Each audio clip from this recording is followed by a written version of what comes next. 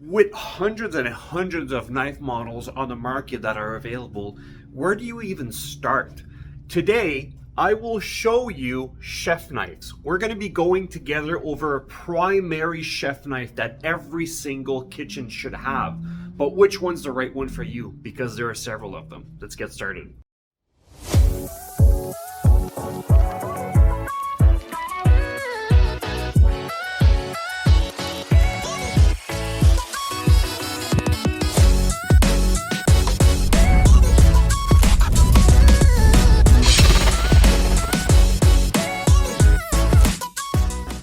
While there's many different chef knives, different shapes on the market, one of the first things I always start with is the length of the knife.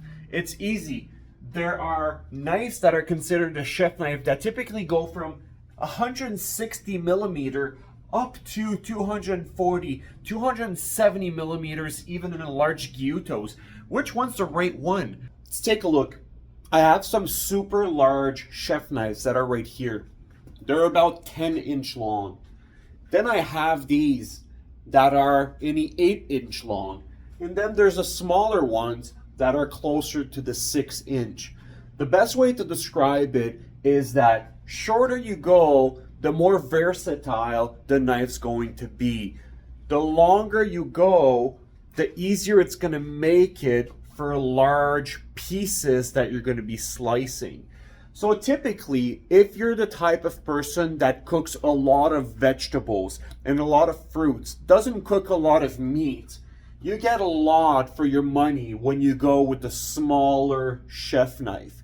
If you're the type of person that does a lot of large pieces of meat or cooks a lot of meat, probably going with the larger Gyuto is something that you will prefer. Long strokes will make it easier and cleaner on the pieces of meat.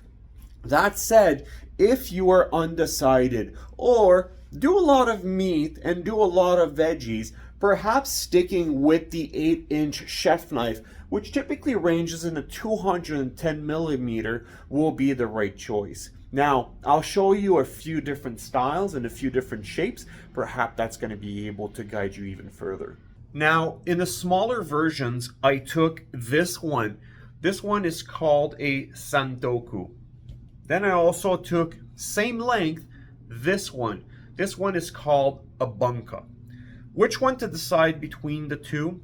Ultimately, if you're the person that likes to work with the tip of the knife, mincing garlic and things like that, you will highly appreciate the aggressive tip of the actual bunka.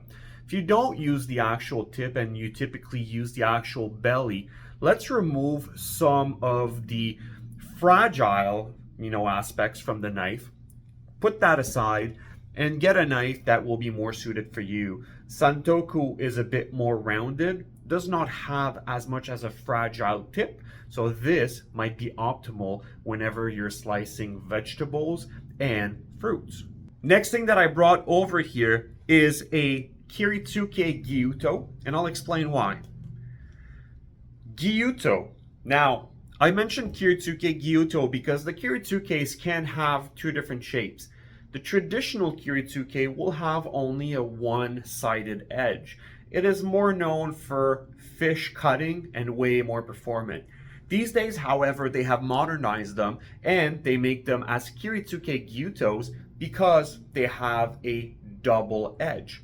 For people that do a lot of push cutting and pull cutting, they will really like the Kiritsuke with the added tip performance for slicing and dicing and chopping with precision. Works really well.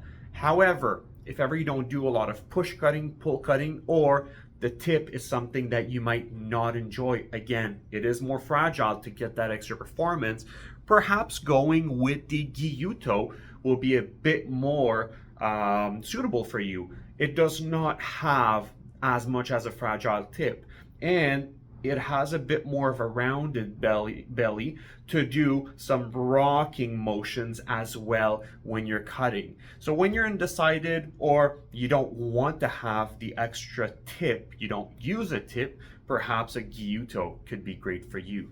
But if you like to do a lot of slicing and dicing with mincing with some tip action, the Kiritsuke is a beast and it looks really badass.